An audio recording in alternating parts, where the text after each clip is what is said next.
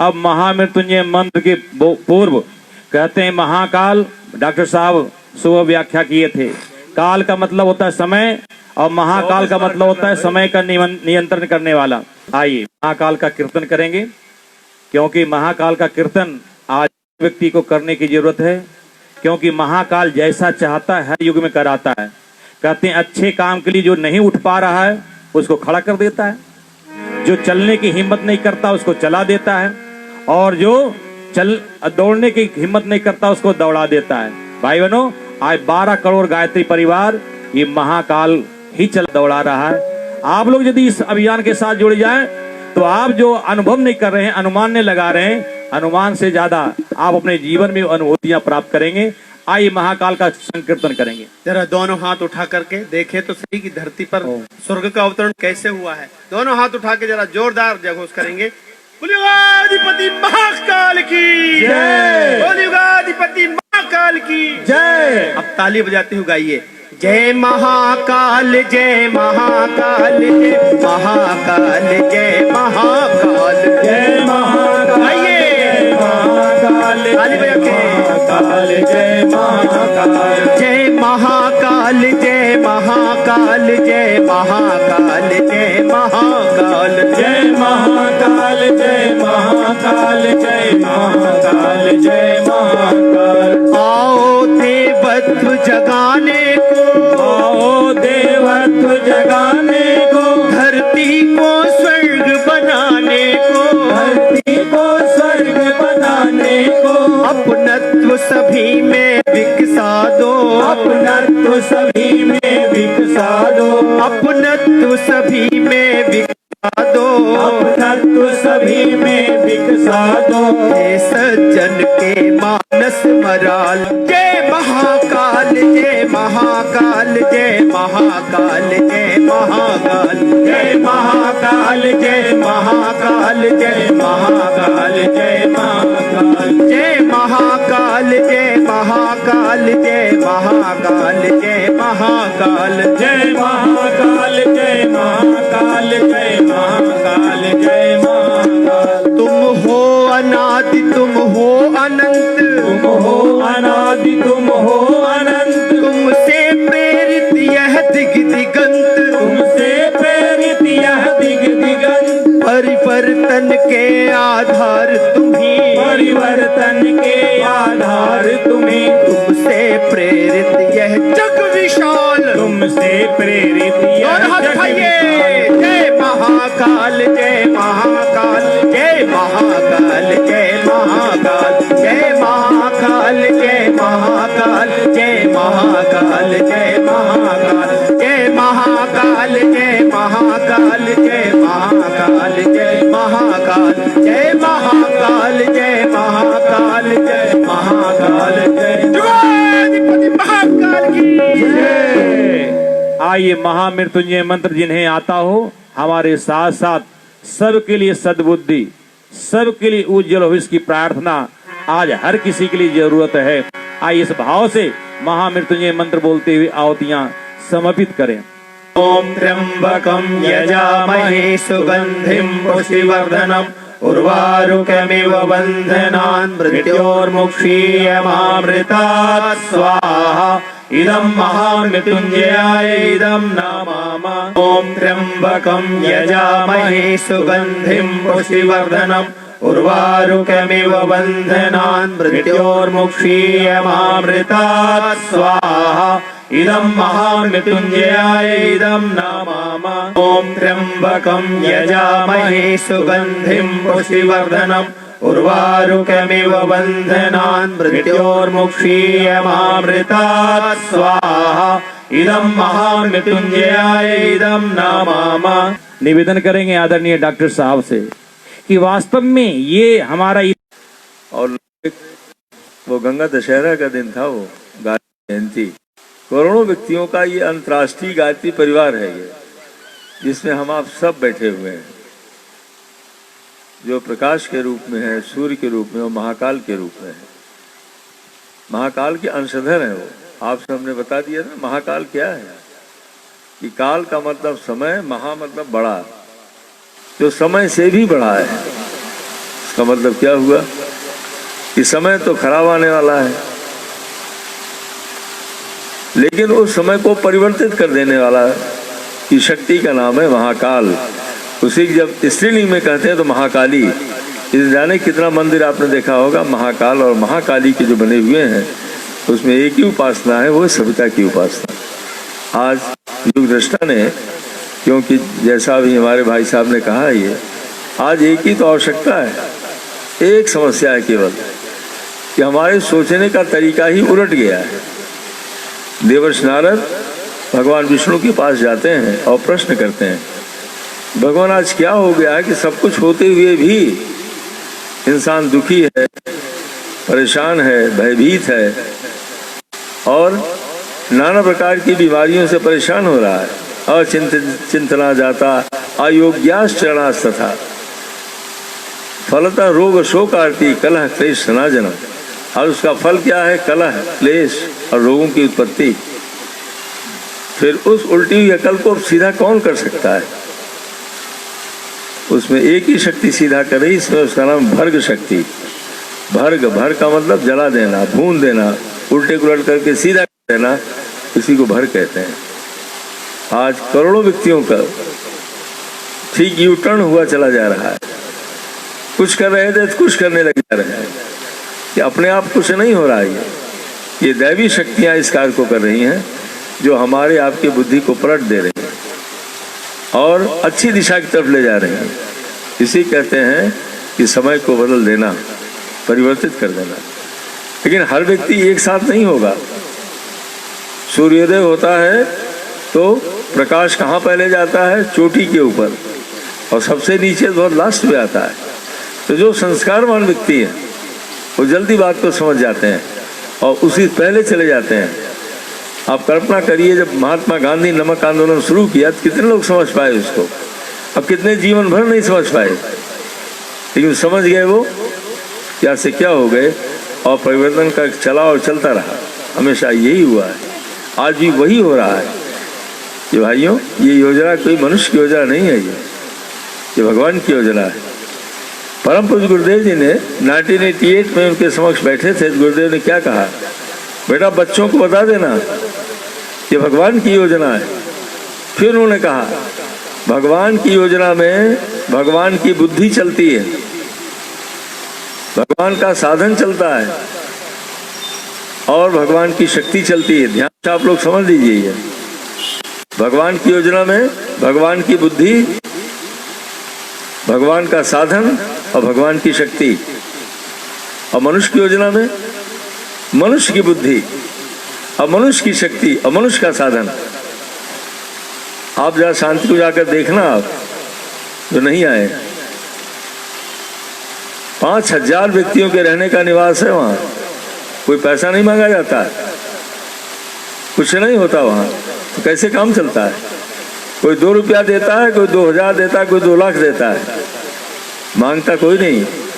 उसकी रसीद मिलती है और वो वेद माता का ट्रस्ट में जाता है और एक नए पैसे का सदुपयोग होता है। दवाइयाँ फ्री, रहना फ्री, प्रोविजन फ्री, सब कुछ फ्री।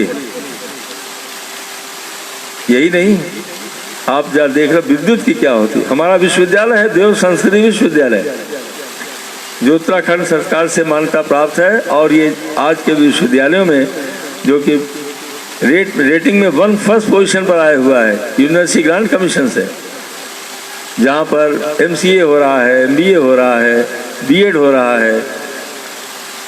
योग में कितने बच्चे हमारे देश विशेष वहाँ से जा रहे हैं। कारण क्या है? केवल शिक्षा नहीं दी जा रही, विद्या और शिक्षा एक साथ में दी जा रही। इसमें हमारे माननीय मंत्री जी आए हुए थे, पोखरियाल जी।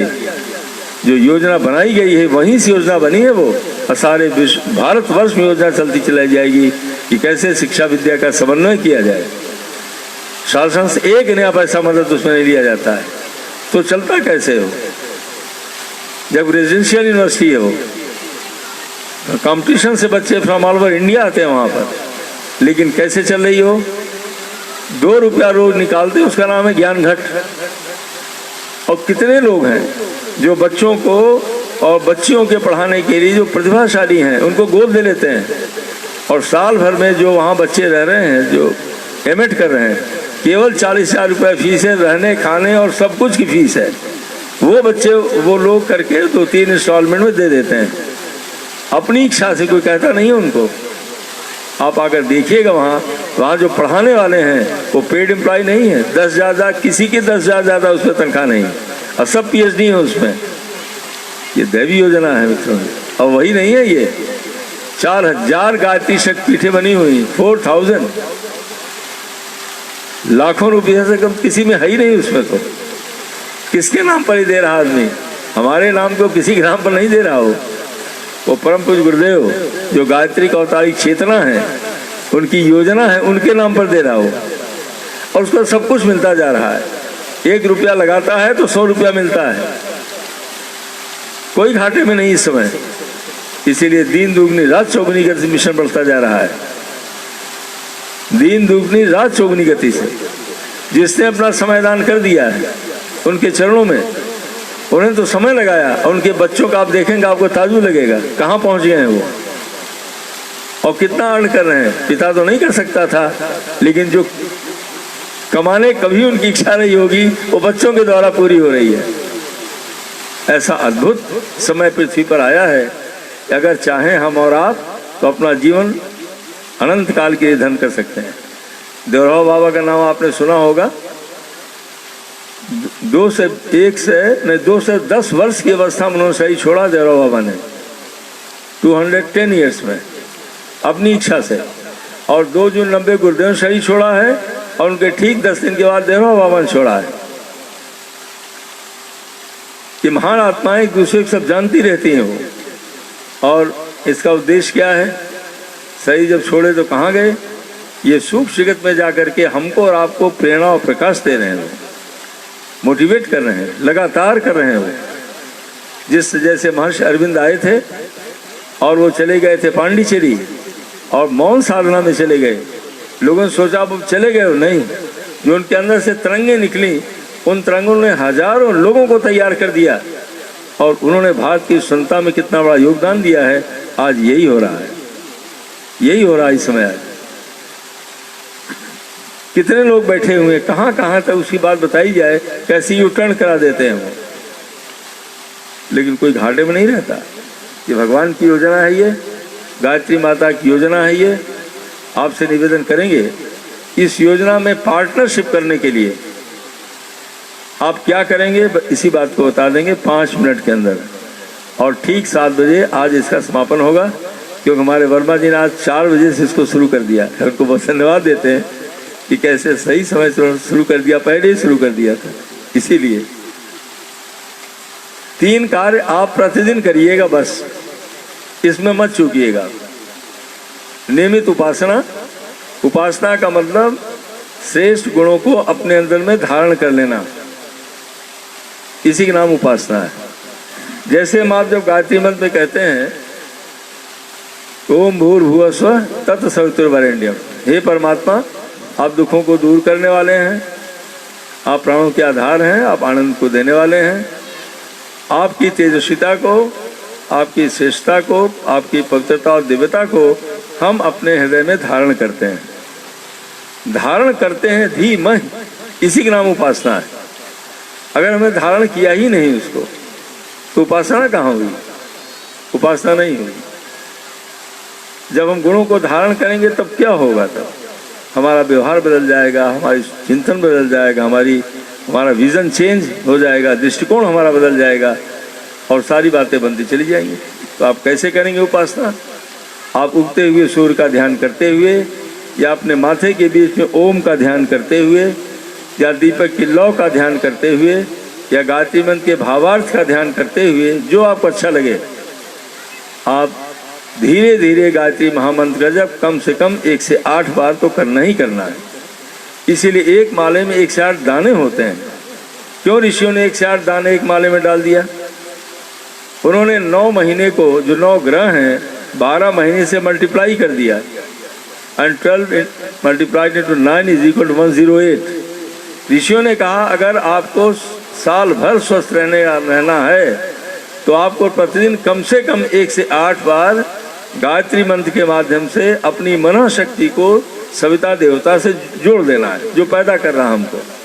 उसका महाप्राण हमारे अंदर आता रहेगा और हम भी प्राणवान बनते रहेंगे। प्राणवान का मतलब हमारी बुद्धि में जब प्राण आएगा तो हम निर्णय लेने की क्षमता में चले जाएंगे, हम बैलेंस अपना मेंटेन रखे रहेंगे, हम आगे बढ़ेंगे। और प्राण दिमाग का कम हो गया तब सारी मानसिक और भावनात्मक बीमारियां प्रारंभ हो जाती हैं। प्राण का कम होना ही बीमारी का आगमन है और प्राण का बढ़ना ही बीमारी को भगा देना है। और ये केवल होता है जब हम इस प्रक्रिया को करते हैं तब।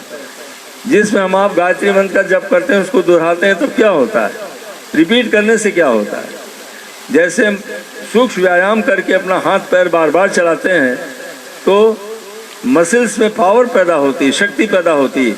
वैसे जब विचारों को बार बार रिपीट करते हैं गायत्री मंत्र को, तो हमारे दिमाग के अंदर सद विचारों का, सद भावनाओं का निर्माण होता है, क्रिएशन होता है। कैसे होता है? अब उस साइंस में तो नहीं जाना चाहते, लेकिन बहुत लोग विज्ञान के बैठे होंगे, तो जब उसको कहते हैं तो 4 चीज़ें दिमाग में होती हैं जो फिजियोलॉजी इसमें कह रही है। Learning, retention, recall and recognition. जब किसी बात को हम बार बार कहते हैं तो याद हो जाता है, उसी लर्निंग कहते हैं। याद हो गई बात, वो मन में बैठ गई हमारे, इसी को उपासना कहते हैं। और जब मन में बैठ गई तब रिटेन हो गया वो। जब मन में बैठ गई तो व्यवहार बदल जाएगा, सोच बदलना शुरू हो जाएगा। रिकॉल कहते हैं अपनी पुरानी अच्छी बातों को याद करना, जिसको हम भूल चुके हैं। हम मनुष्य हैं, हम भूल चुके हैं इसको। और जब ये शक्ति अंदर पैदा होती है तब रिकॉल करने लगते हैं सारी बातों को, अच्छी और बुरी, समीक्षा करने लगते हैं, फिर आगे बढ़ने लगते हैं। ये सारी शक्ति अपने अंदर है। और चौथा कि रिकॉग्निशन। रिकॉग्निशन क्या है? सत्य बात को अंदर से पहचान लेना। जब तक किसी सत्य बात का हम अनुभूति नहीं करेंगे, कभी विश्वास पैदा नहीं हो सकता, नेवर। उसी को अंतःकरण कहते हैं, विज्ञान की भाषा में उसी की स्पिरिचुअल माइंड कहते हैं, और फिजियोलॉजी की भाषा में उसको राइट साइडेड ब्रेन कहते हैं, जो रियलिटी को रियलाइज करता है। और जहाँ रियलिटी को हमने रियलाइज, सत्य बात का बोध कर लिया, विश्वास हो गया, उसको दुनिया में कोई टाल नहीं सकता है। ये जो रियलाइजेशन होता है, इसी गायत्री मंत्र के बार बार जपने से होता है, बार बार रिपीट करने से होता है। आज विज्ञान कह रही, फिजियोलॉजी कह रही, आज क्या कह रही फिजियोलॉजी आज? कि बार बार अगर सब विचारों को रिपीट किया जाएगा तो विचारों की रगड़ से क्या होता है? हमारा चेतन मन सो जाता है, conscious mind put off, turn off हो जाता है। और वही विचार हमारे अचेतन मन के ऊपर, जिसको थैलेमस हाइपोथैलेमस कहते हैं, विज्ञान के बच्चे जानते हैं उसको, जिसमें सारी आदतें भरी हुई हैं, गुड एंड बैड। बस निगेटिव को हटाना शुरू कर देती है वो उन्हीं विचारों से। और अच्छाइयाँ हर व्यक्ति के अंदर है, ऊपर आने लगती है। उसका दृष्टिकोण बदलने लगता है, देखने का नज़रिया उसका बदलने लगता है, सोचने का नज़रिया उसका बदलने लगता है। ये कैसे होता है? क्योंकि मेन इंपॉर्टेंट 4 न्यूरोट्रांसमीटर्स हार्मोन पैदा होते हैं उस समय। पहला होता है सेरोटोनिन। सेरोटोनिन पैदा होता है, जो क्या करता है? मूड को अच्छा बना देता है, इसीलिए उसको फील गुड कहते हैं कॉमन लैंग्वेज में इसको। डोपामीन पैदा होता है, अराउजल हार्मोन है, अलर्ट कर देता है हमको, तुरंत अलर्ट अंदर से कर देता है। एसिटाइलकोलिन पैदा होता है, जो हमारी मेमोरी को बढ़ा देता है, जिसको स्मरण शक्ति कहते हैं। सारे के सारे परिवर्तन जो हो रहे हैं वो केमिकल परिवर्तन, केमिकल के नाते परिवर्तन हो रहे हैं ये। इसीलिए आज विज्ञान इसको डाल दिया गया है। आज से 30 साल पहले ये कहीं MBBS की मेडिसिन नहीं पढ़ाया जाता था, ध्यान और जप, लेकिन आज एक चैप्टर ऐड हो गया है, रिलैक्सेशन टेक्निक। अगर माइंड को आप रिलैक्स नहीं करेंगे तो कभी आप रिवाइटलाइज ब्रेन को नहीं कर सकते हैं, और जहाँ रहेंगे वहीं पड़े रहेंगे आप। इसीलिए सारी दुनिया में आज इस प्रोसेस को अपना लिया गया है। और परम पूज्य गुरुदेव उसी बात को, अब जब पुस्तक पढ़िएगा गायत्री महाविज्ञान, तो उसको हमने 40 साल पहले पढ़ा, तभी तो आए हम। आने का क्या मतलब था? ये जब हमने देखा कोई डॉक्टर किसी को ठीक नहीं कर सकता, केवल बुखार उतार सकता है, बस फ्रैक्चर्स को ठीक कर सकता है, लेकिन इंसान नहीं बना सकता उसको। इंसान तो तब बनेगा वो जब उसका अचेतन मन ठीक होगा, तभी बनेगा वो। और ये होता जब से। तो आपसे निवेदन है कि आप सुबह समय और शाम 2 समय करना चाहिए अपने मन को साफ करने के लिए।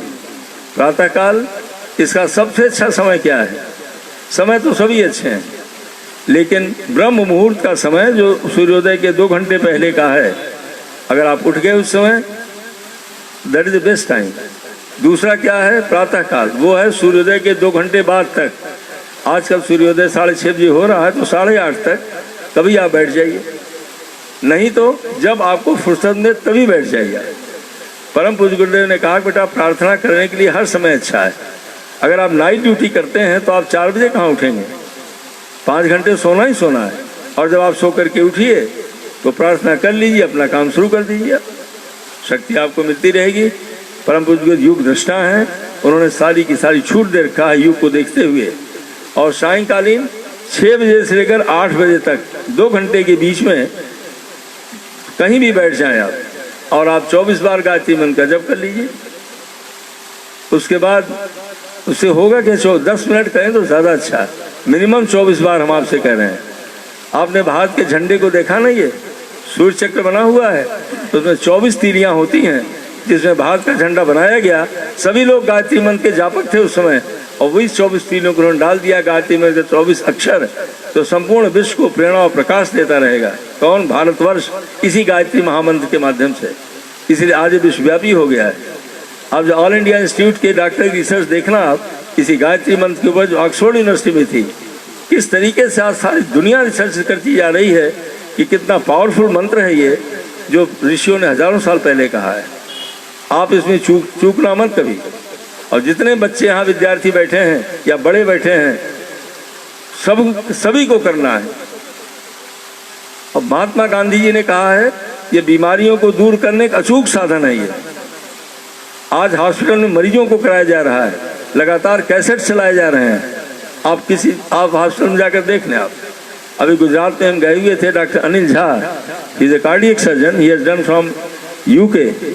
निरंतर का गायत्री मंत्र चलता रहता है वार्ड में, और कितने हार्ट ऑपरेशंस कर रहे हैं। उनकी मिसेज MD मेडिसिन है ज्योत्सना झा। लाइन लगी हुई लोगों की, अच्छे होकर चले जा रहे हैं। कहाँ लोग जा रहे हैं सब वहाँ पर।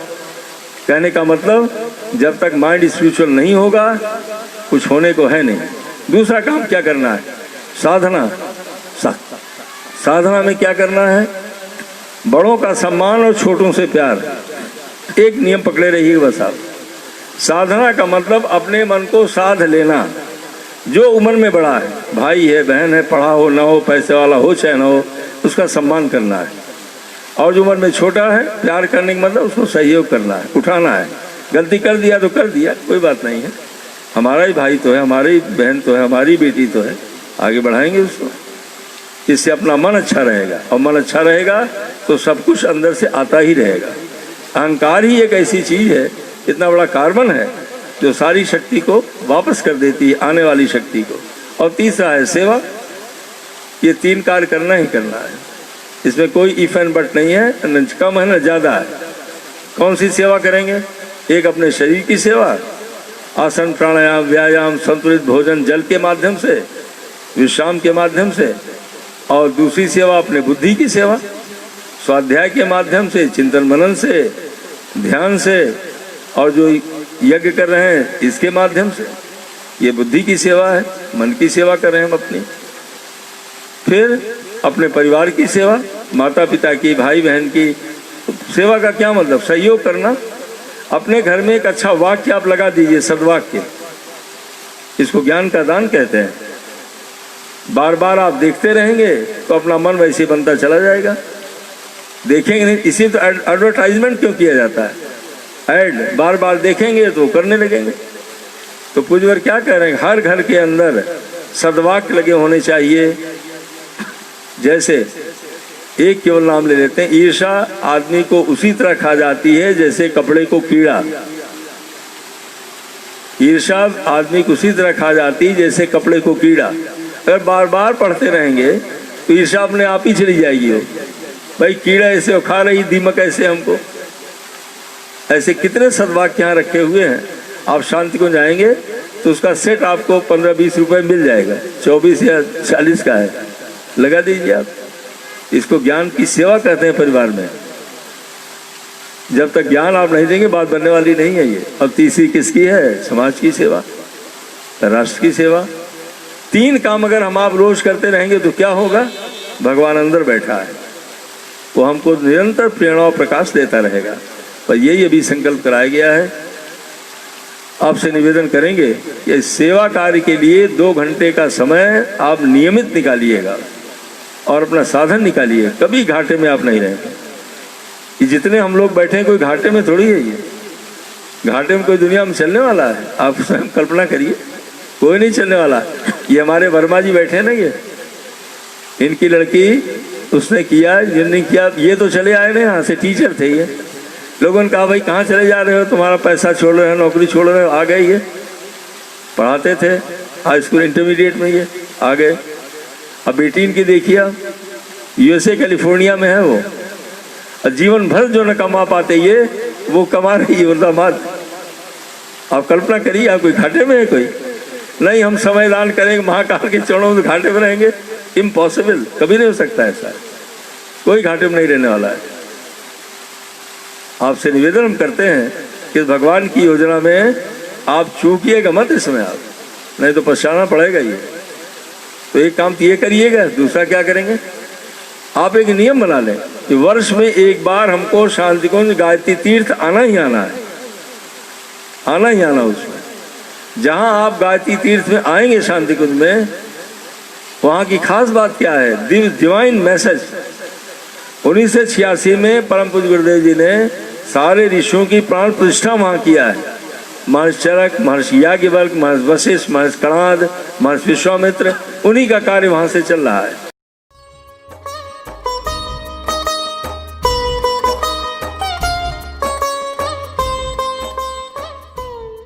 हमारे YouTube चैनल अखिल विश्व गायत्री परिवार पंचकुला को सब्सक्राइब करें एवं बेल आइकन ज़रूर दबाएं, ताकि गायत्री परिवार पंचकुला की मिशन से संबंधित गतिविधियों की जानकारी आपको मिलती रहे।